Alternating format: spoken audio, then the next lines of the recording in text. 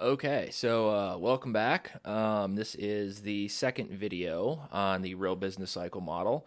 We're going to very shortly, or very quickly, recap what we've covered from the first video. So we had household optimization. We got a couple of important functions out of it. We got sort of like a capital supply equation, which sort of explained, well, sort of why and how we supply capital to the firm based on market conditions. We got a labor supply equation, which explained how the household supplies labor to the firm based on the going wage rate. We got a bond demand equation in which the agent buys bonds from firms or governments. They're considered to issue bonds at the exact same interest rate based on the going interest rate on those bonds. We get a money demand equation in which the agent demands real money balances based on the preferences they have for consumption and the inflation rate. Of course, you remember the higher the inflation rate, excuse me, a little bit of a burp there, the more money they're going to demand because they're going to need more money to buy the same things, right? Yeah. But all this, is only part of the story, so we got to cover firms. Now, we're going to assume that there's just one representative firm, and they have access to production technology that you have seen in the past rather frequently, really. So we've got this Cobb-Douglas production function. Now, what you've seen in the past, really, like that AT times KT to the alpha, right? Remember, that was per capita. Here, it's not per capita. Number of reasons. One of these reasons being that the models you saw before were all sort of in per capita. They were, this is also per capita, but they were centralized models. With a decentralized model, that's where some of the labor supply stuff can come in. You can kind of look at like the labor supply models and labor supply equations, labor demand, all that cool stuff. So the firm faces the cost of capital and labor. For each unit of capital, K, that they use, they have to pay a rental rate, R. For each hour of labor that they get, they have to pay a real wage rate, W. So this would be their total costs in real form. And of course, they just maximize profit like they do in any of your intermediate micro classes. So if we remember, profit is this: total revenue minus total cost. Total revenue is equal to price times output. So when we maximize profit with like nominal variables, this is what we would get, right? So price times output equals the nominal rental rate of capital times capital minus the nominal wage rate times the amount of labor that gets used. So the first order conditions would be this for capital, this for labor. And if we divide both sides of these things by PT, what we get is that the marginal product of capital equals the real rental rate of capital, the real interest rate, and the marginal product of labor is equal to the real wage rate. So the firm's marginal products of capital and labor are equal to the real interest rate, real wage rate, respectively. This is one of the pretty commonly held things when it comes to perfectly competitive markets. If you recall from intermediate micro, in a perfectly competitive market, all of the inputs, all the factors are paid their factor prices. Now, so we've maximized profit for the firm. It gives us a set of conditions that we can use to get an equilibrium in the markets. So if we look at this, remember, that's equal to the wage rate, right? So the left-hand side of equation 44 is equal to the wage rate, which is the right-hand side. But the wage rate was also equal to this. So we get labor demand on one side, right? The left-hand side of equation 44 is labor demand. And then that's equal to the real wage rate, but that's also equal to labor supply, which is the right-hand side of equation 45. So labor demand is equal to the real wage rate, equal to labor supply, also equal to the real wage rate. So that gives us an equilibrium condition in labor markets. That right there. Kind of cool, isn't it? I like to think so. This can also be done for capital. There's something pretty neat about this with capital. So the interest rate is the same for capital and bonds. So we end up having like an indeterminacy of how the firm finances its projects. This is what's known as the Modigliani-Miller hypothesis. Excuse me. And it states that it doesn't matter if the firm finances its projects by issuing debt or equity, it's not going to be affecting the value of the firm. So, okay, we've got perfect competition. All of the inputs are paid their factor prices. There's no price power that any firm has, so there's no like monopolistic competition. There's really zero inefficiency whatsoever introduced into this model. So what the hell is the government doing here? Well, they basically just do what they do in real life, which is nothing. Uh-oh, don't tell him, he'll get mad. But yeah, they don't really do anything in this model. Everything they do is exogenous. So just like with the monetary policy response function I talked about earlier, they don't do anything in response. There is no response function for either the fiscal or the monetary authority in this model. They just tax, they borrow, and it's not done in response to anything that happens. So if we enter a recession in this model, well, the government doesn't actually do anything because the government would have to have a response function to swings in the business cycle in order to actually be able to do anything to counteract fiscal policy. To counteract the business cycle with fiscal policy. Excuse me. Ugh. So there's no endogenous response function for the government, and Ricardian equivalence holds. So they don't really play much of a serious role in the model. They don't really have much of an equation in the model, really. They just kind of like exist. Now, of course, I'm just going to go ahead and say this isn't to say government's bad. I'm not trying to like teach you to hate the government or like, taxation is theft or any of that stuff, whether you believe that or not. I sometimes do. I'm not out here to try to give you any specific way to think. I'm not here to try to indoctrinate you or anything like that. This is really just me trying to tell you that in this particular model, there's no need for government because, well, everything's kind of perfect as it is, right? We've got perfect competition, perfectly flexible prices. Both welfare theorems of economics hold. There's no role for the government to improve anything because there's just flat out nothing to improve. So, that little disclaimer aside, we have to collect all these equations in order to get our equilibrium conditions. So before, if you remember, we really only had like one optimization problem, maybe a couple of inputs in that problem that, needed to be optimized. So we wouldn't just have like capital, but we would also have like, physical capital, human capital, stuff like that. But, we put all those equations together. It was kind of cool. At least I thought it was cool. But, maybe it didn't get like the real point of dynamic general equilibrium across because, well, it was a centralized solution. But when you have a decentralized solution, it's a little bit cooler. Yeah, you got to do a little bit more math, but, whatever. It's just math, right? Who really cares? It's not that bad. This model kind of gives us a pretty interesting indicator of what's actually going on because households are optimizing, firms are optimizing, I guess governments are optimizing. And they all kind of come together and they give us a general equilibrium. Oh my God, Rocco, there's so many equations there. Oh my God. If Rocco's Modern Life wasn't your favorite show growing up as a child, I don't even know what to tell you. But wow, okay, yeah, so there are a lot of equations here. So what the hell are these things? Well, equation 47 is the Euler equation for capital. All right, equation 48 is giving me an equilibrium condition for labor markets. Equation 49 is the law of motion of capital, the investment equation. Equation 50, production. Equation 51 is the resource constraint. Equation 52 is the Euler equation for bonds. Right? Equation 53 gives me an equilibrium condition for capital markets. Right? So it says the real interest rate is equal to the marginal product of capital. And then equation 54 is the money demand equation. Now, remember I said the central bank basically just set money supply equal to money demand? Well, they do that automatically in this model. So there's no optimizing for the monetary authority because they play a very passive role just like governments do. Oh, excuse me. I got all the sniffles and the burpees today. They just play a passive role. So whatever equation 54 is equal to is whatever the money supply is going to be. So,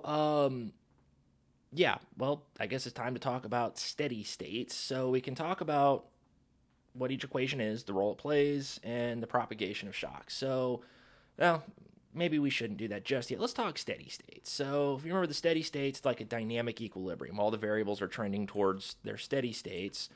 But there's one in particular that's particularly interesting to me. Repetitious redundancy is an amazing thing. We got to talk about money. Now, in the steady states, none of the real variables are affected by changes in the money supply. So, for example, steady state output, capital is expressed as a capital labor ratio, right? So this is just kind of what we get. Cool. Awesome. We saw this in the Solo model. Well, actually, we saw this in the neoclassical growth model. Solo model had something different. So from this, right, because this is what we see in the neoclassical growth model, fortunately for us, this is the steady state for capital in the real business cycle model. So, yeah, do you see money in there? Is there like an MSS? No, there isn't. All right, there's an ASS because there's an ass in there. He said a wordy nerd. So this model is said to exhibit what's known as monetary neutrality. A model exhibits monetary neutrality if the steady state values for real variables are not affected by changes in the nominal money stock. But wait, there's more, said the great Billy Mays. This model also exhibits monetary superneutrality because the steady state values for real variables are not affected by changes in the growth rate of the nominal money stock. So it exhibits both monetary neutrality and monetary superneutrality. Right? So if you consider the Euler equation, right, and kind of flip some stuff around, figure this stuff out, blah, blah, blah, blah, blah, math. Oh my God, I love math. Right? So if, say, the capital stock is less than steady state capital, therefore the marginal product of capital is greater than the marginal product of capital in the steady state, right? The right-hand side of equation 58 is going to be smaller than 1. The marginal utility of consumption is declining over time. It's optimal to postpone consumption here to accumulate capital and have consumption grow over time. So as long as the marginal product of capital less depreciation is greater than 1 over beta, or really is just greater than 1 plus rho, right, this process continues. As the capital stock grows, the marginal product of capital eventually declines until we reach this, right? Well, the converse holds true as well. Consumption really only remains constant when this particular condition is met. So if the central bank increases the rate of money growth, which leads to an increase in inflation, and say it were to induce households to accumulate more capital, it lowers the marginal product of capital, which leads to this. Okay, so it's what we saw a few slides ago. Households then want their consumption path to decline over time, so they increase current consumption and reduce capital holdings. So ultimately what we see is initially they want to accumulate more capital, but then that particular part of the Euler equation kind of gets sort of flipped around a little bit, and we start to see that they initially accumulate more capital, lowers the marginal product of capital, therefore they increase current consumption, reduces their capital holdings, and we will see that in the steady state, capital is independent of the rate of inflation, or the rate of money growth, or the level of money growth. So what does get affected by inflation? Well, the interest rate on any asset that pays off in units of money at some future point will be affected, right? The nominal interest rate is going to be affected because nominal variables respond even when there's monetary neutrality, because monetary neutrality only affects real variables, or really doesn't affect. It deals with the way real variables are affected. So nominal variables will still respond.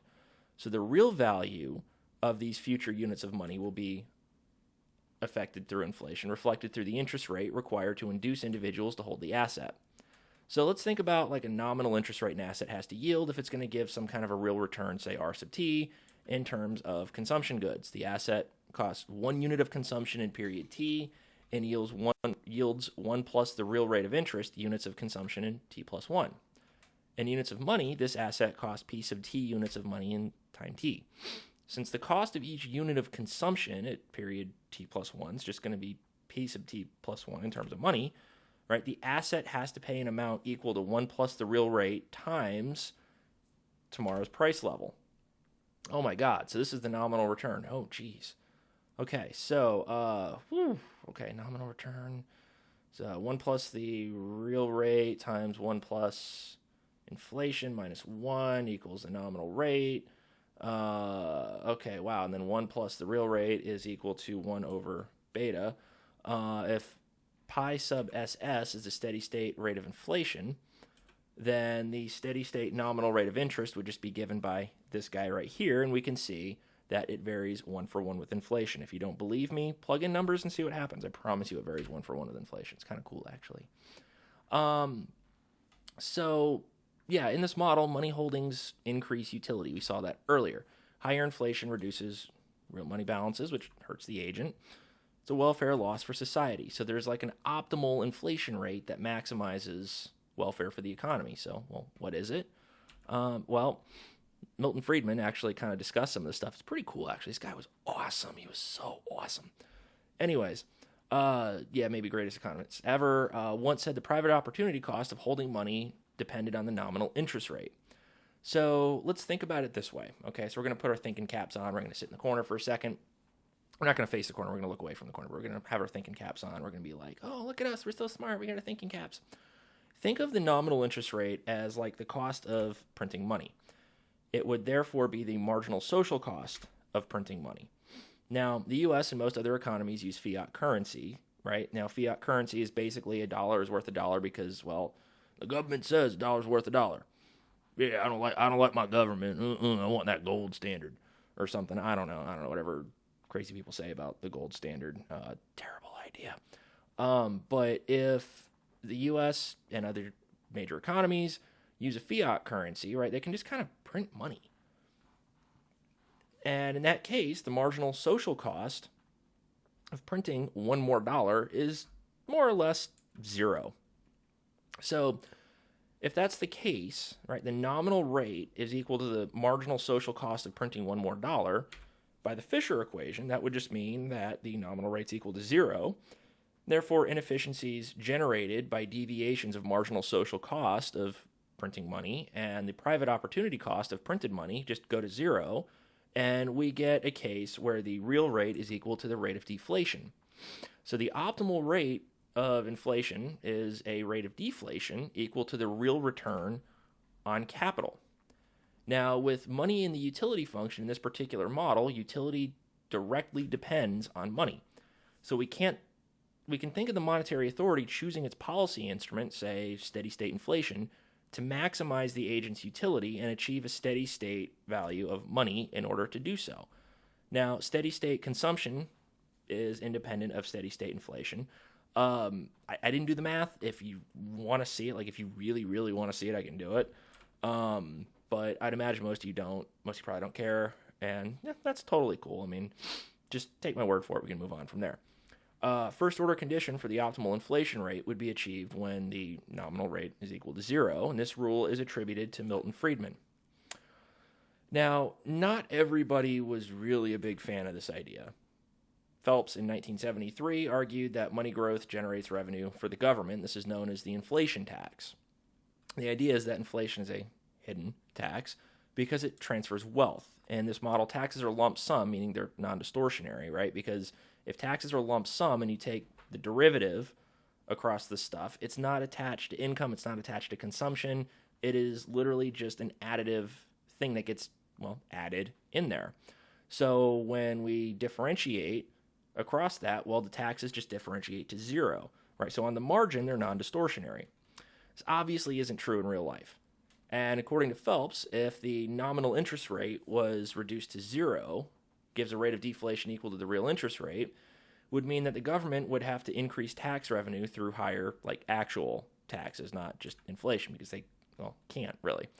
And that could generate inefficiencies through having to rely solely on direct taxation. Therefore, maybe it's not a bad idea to have just a little bit of inflation. So how would inflation generate revenue?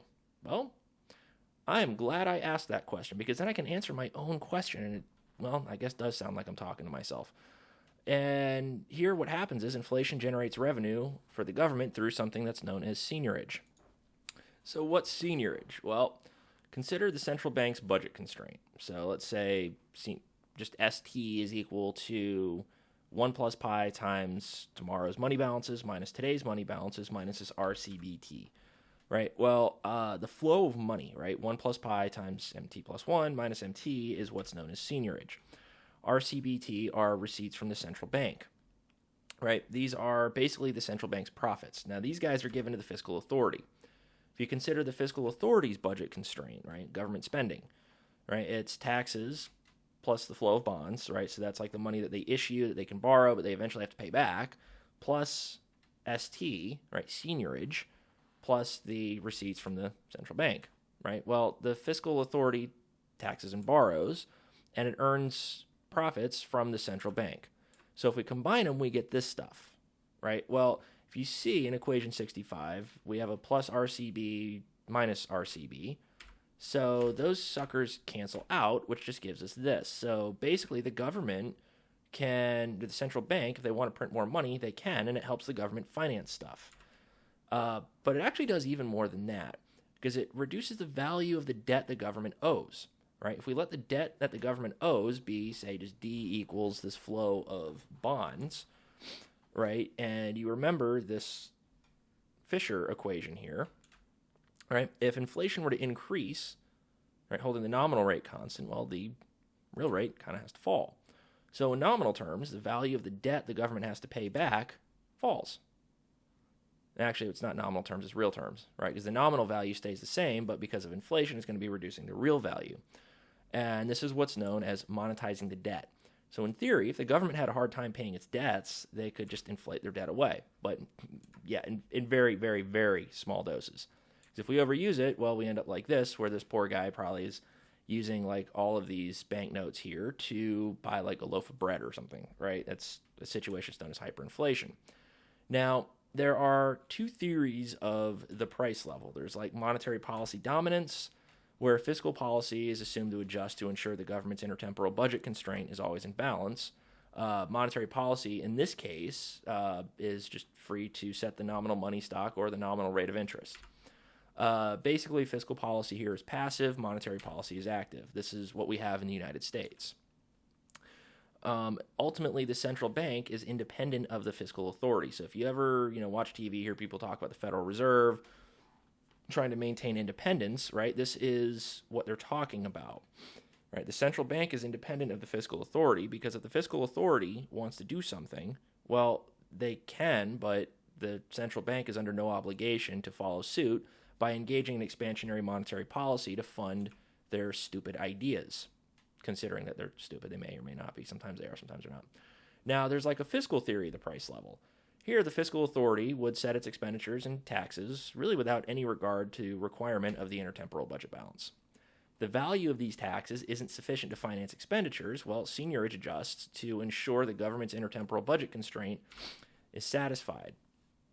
And so basically in that case, what happens is the central bank is no longer really that independent, right? They kind of have to do things to help the federal government or the fiscal authority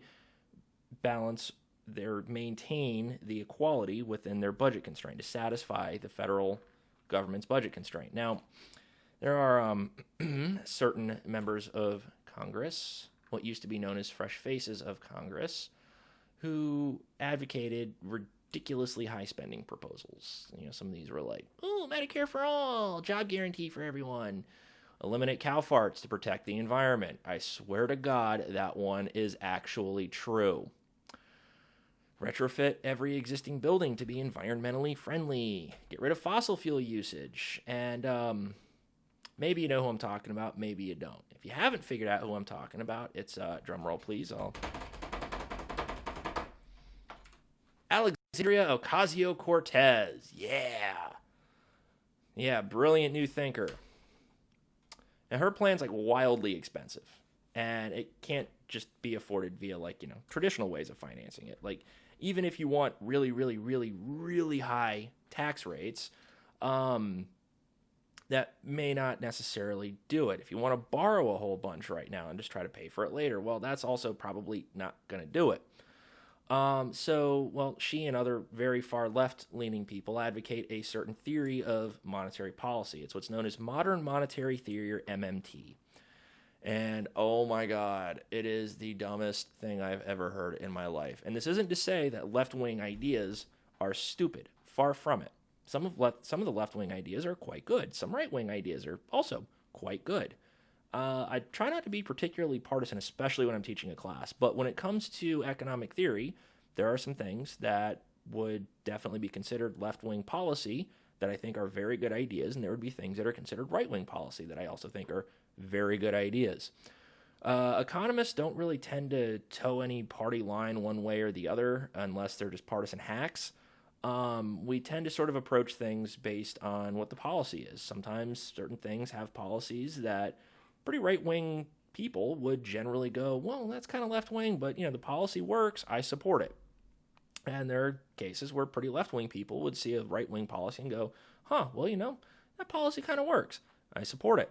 And that's kind of what we see here, only kind of in the reverse of that, where pretty much anybody with a brain would go, this is a really bad idea.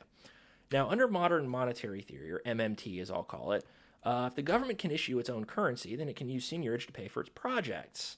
So basically, it advocates like a fiscal theory of the price level. So the fiscal authority takes an active role, the monetary authority takes a passive role. So now you're probably going to ask, how does this work? And well, if you did ask that, assuming you asked that, I would answer it by saying it works like this. Congress sets a spending bill, whatever amount they want. I know it says whatever amount they weigh. It's supposed to be want. I know I made a typo. Sue me, whatever. Central bank has to print the money to fund the bill, and they give it to Congress. Congress spends it as they want, thereby removing any independence of the central bank and giving Congress no incentive to minimize cost. Dumb idea, because it flips the roles of the fiscal and monetary authorities. So before what happened, the fiscal authority was tasked with balancing the budget, and the monetary authority balanced the price level. That's what we have in the United States right now. Under MMT, what we get is the monetary authority balancing the budget and the fiscal authority balancing the price level. Oh my God, that's got to be a great idea, because do you remember who has the power of the purse? Well, as our illustrious Speaker of the House, Nancy Pelosi, D. California, loves to always remind us that Congress has the power of the purse. And she's trying to keep her dentures from falling out of her head. And if she gets one more facelift, I swear to God, she'll be able to blink her lips. To control inflation, the fiscal authority would set taxes to make sure that, well, all the money that just got pushed out into the economy just comes right back in, because we can just tax it back in, because we know everybody totally pays their taxes. And because there'd be more reserves being printed than before, the central bank uses open market operations to purchase and sell bonds to maintain reserve requirements held by central banks, or commercial banks, not central banks, derp. So the central bank still has stuff to do, but they're not exactly independent of the fiscal authority. Not a good idea. We've tried this whole thing before, where, the fiscal authority would try to balance the price level, and it didn't work out very well. Think before 1980, it was bad. So really, under this notion of MMT, we don't just give the power of the purse to Congress, as Nancy Pelosi always likes to say as she's sucking her dentures back into her face. We also give them the power of monetary policy.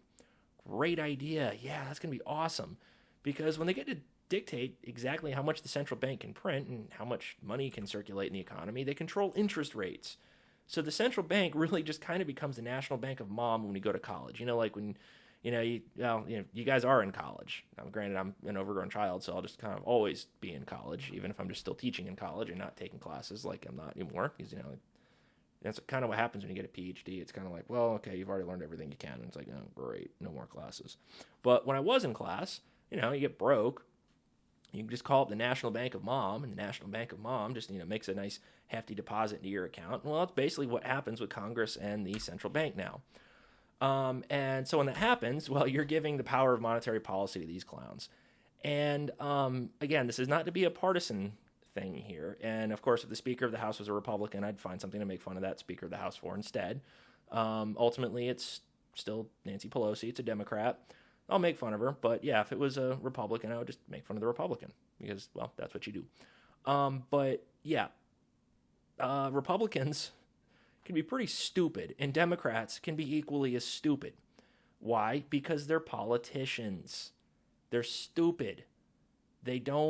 A lot of these guys are really lawyers by training. They're not economists. They don't understand economics, right? There's a reason we put very, very, very skilled monetary economists in charge of the Federal Reserve, because we kind of need that. Honestly, I think we need more economists in Congress. I think it'd probably be better. But these guys would sit here, they'd bicker, they'd bitch, they'd argue, they'd complain, all that stuff. And they would argue for like weeks or months over stuff. And monetary policy responses to major swings in the business cycle would take just as long as fiscal stimulus bills. And those things take for freaking ever. A lot of times, they end up finally hitting the market by the time the market's already bottomed out and is starting to recover. So do you really want to let that happen with monetary policy as well? Because I don't. But anyway, sorry, I'm getting... Whew. Okay, hold on. Take a chill pill. Give me a second. I'm take a sip of chocolate milk. Chocolate milk. It's good for you. Has a bit of a nice bite to it. That's not chocolate milk. That's Maker's Mark. So modern monetary theory has some pretty serious proponents who can totally be taken seriously, like Stephanie Kelton at SUNY Stony Brook. Worked under Bernie Sanders' campaign in 2016 and loves this idea. It's a wonderful idea. And a lot of people do see it as a panacea for public spending to try to help reduce income inequality. And they argue it's a foolproof way to relax the government's budget constraint in a feasible way. But actually, it kind of falls short in a number of areas. It doesn't consider the risk of capital flight, for example. Capital flight happens when stuff like there's excess regulation, capital controls, tax burdens, currency devaluation, political economic instability, etc. All induces investors to just basically, fly off with their capital. They take their financial assets abroad. Sometimes it's legal in the way they do it, sometimes it's not. In the U.S., the only currency operating, if the U.S. is the only currency operating under MMT, you'd see a huge surge in capital flight to other countries. On the other hand, if everybody used MMT, there'd be an incentive for at least one economy to deviate and have huge capital inflows to their country. So, all right, I guess that kind of wraps up the real business cycle model. I hope you enjoyed watching this. I hope this was a fun time for you.